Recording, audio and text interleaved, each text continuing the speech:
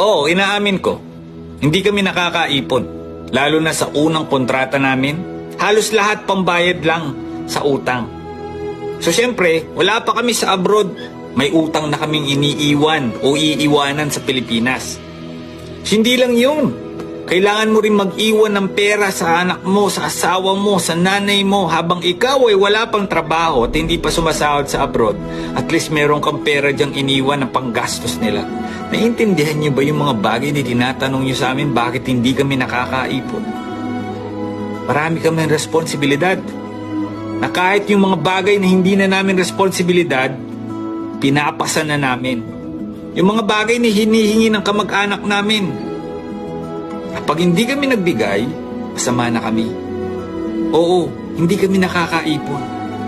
Pero kung gusto niyo makaipon yung mga Pilipino abroad, tulungan niyo kami. Tulungan sana kami.